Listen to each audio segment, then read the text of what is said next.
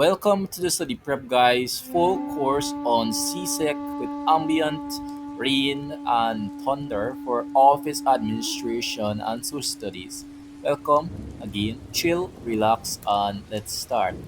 So, before anything else, just chill and relax as you rest or you lay down in your room as you listen to the full audiobook for Csec Office Administration and Social Studies. So the first question that we'll be looking at is CSEC May June on the year 2011 paper 2. It's in relation to what are some of the characteristics or what are the types of leaders. The first type of leader we'll be looking at is democratic. You might be asking the question, what are some of the key characteristics or what is a democratic leader to begin with? A democratic leader is someone that does not make their own decisions. They listen to the opinions of others in the business and they make their decision based off of that information. So, the first major characteristics of a democratic leader is that they allow the opinions of others in the organization. And second is likewise, they make decisions based on those opinions. So, a democratic leader is very different from something we consider to be an autocratic leader or an authoritarian leader. So, the autocratic leader does not take the opinions of others. So the democratic and authoritative leader are totally different. And when the authoritarian leader makes a decision, it is final. No one could question them, and no one has a right to give their opinions. And to be honest, it's a very sad situation. Won't you think so? Moving on, we have a very interesting question which says define the term feasibility study. And this is a question taken from the year 2011 also, and let's answer it. So, a feasibility study is a study of how a financial market is. It's basically a study of how the markets are. That's what a feasibility study actually is. It's mainly aimed at economical markets and figuring out how they are. It could be in the form of how many cash they're making. It could be in the form of how they're doing, if they're doing well, if they're doing bad, if they are breaking even. All these terms, break it even, we'll look at that in the later video.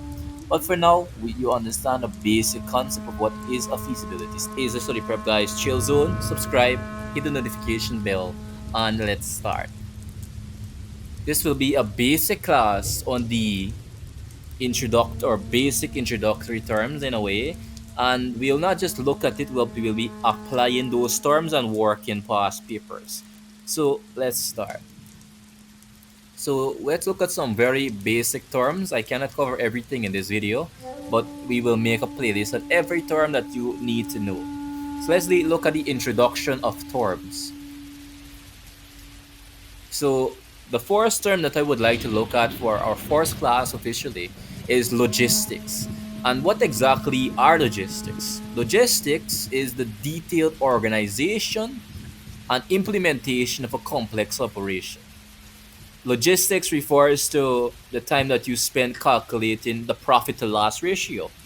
You might want to know how much stocks you have. You might want to know how many more stocks do you need, and all of these things. That's what logistics basically is. It's a complex inner working of an organization.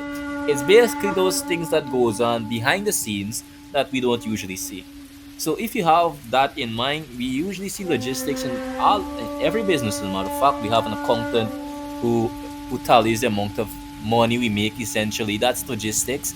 Logistics is just very basic. It is the complex inner workings of the organization. So that's everything for logistics. Now let's look at the question for CSEC 2018 May June. So it says here, this is a question on May June for 2018 for CSEC, principle of business, and this could be in the case of OA, office administration also.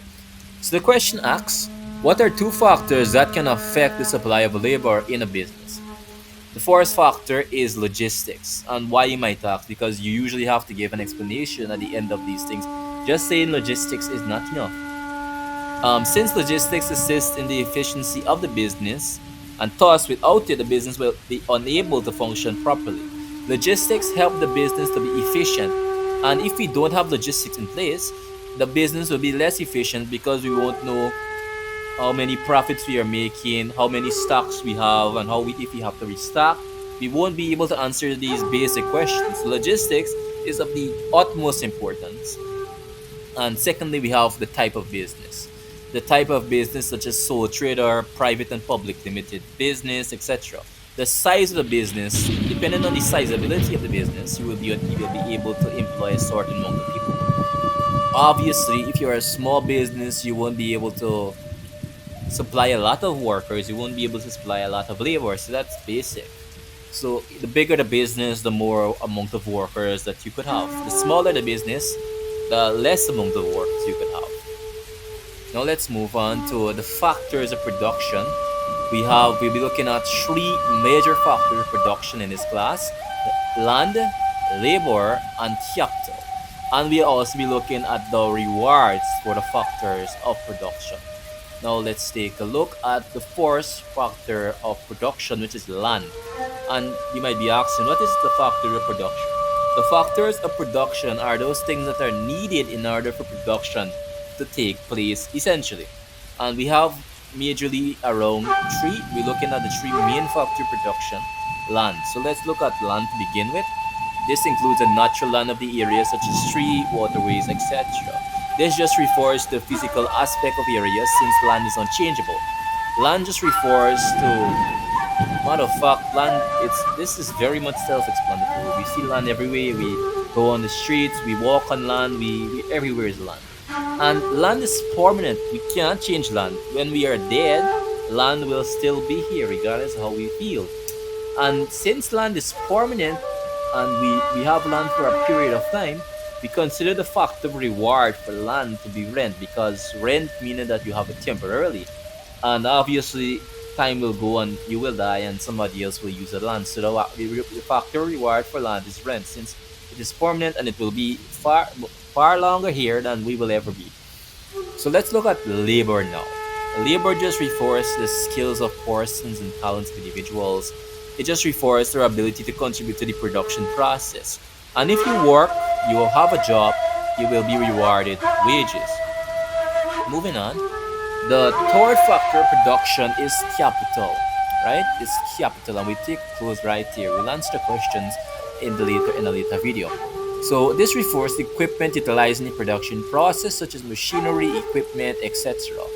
And with an example here, you could see that the guy here is utilizing his machinery in order to make products and to make stuff. That is what the production process is about, producing. And if you could look in the image, you see that he's standing on land, and we have labor, and he's utilizing capital. He's utilizing machinery, he's utilizing land, and he's utilizing the knowledge that he has acquired after years of hard work in educative institutions.